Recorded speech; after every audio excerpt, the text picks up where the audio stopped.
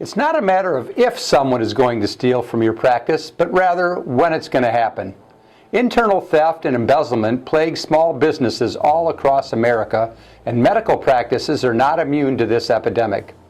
Estimates nationally run as high as $120 billion a year being taken from American businesses.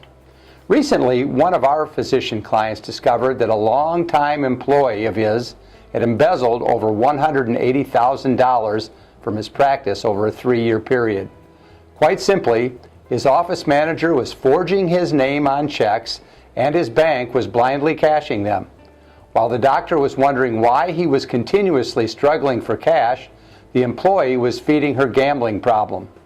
Currently, she's serving time in prison.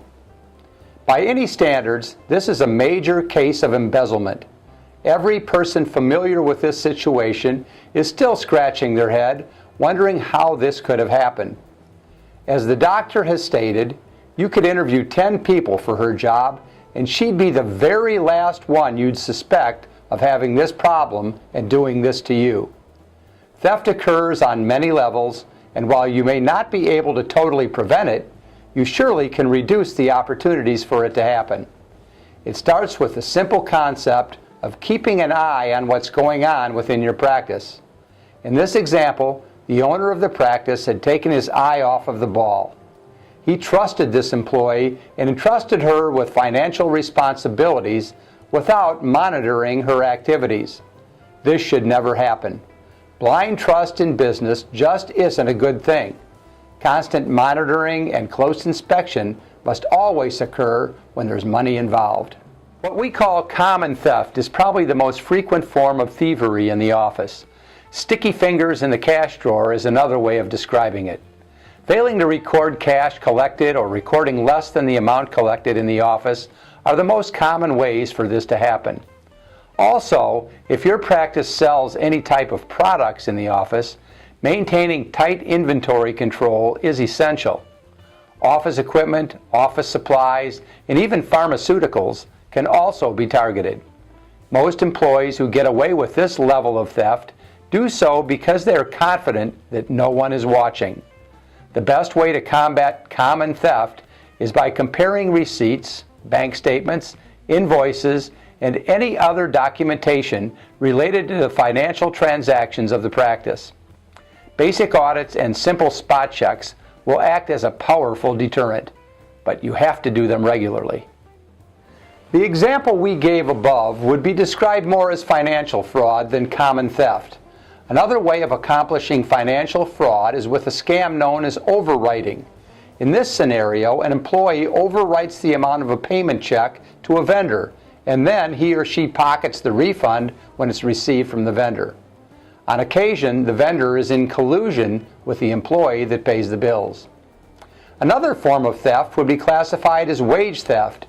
Every practice owner must be aware of potential assaults on their payroll.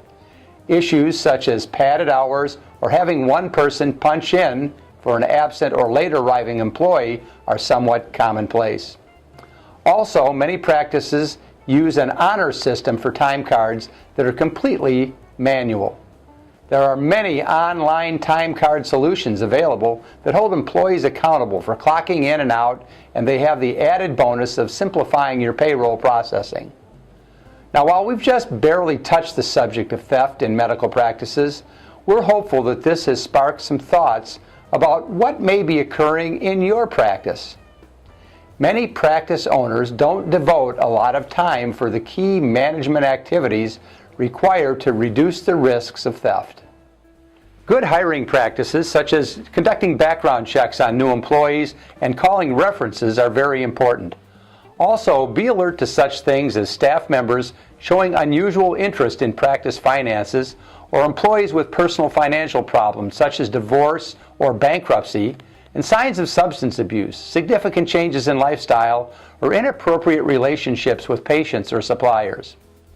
Also, as mentioned in our earlier example, if there is a lot of talk about spending time at area casinos, there may be a serious problem there too. All of these can be telltale signs of problems that may lead to theft by an employee. So our word to the wise is keep your eye on the ball. continually inspect, oversee, audit, and monitor all financial aspects of your practice. And remember what we always say at Medical Billing Services: you practice medicine and we'll do the rest.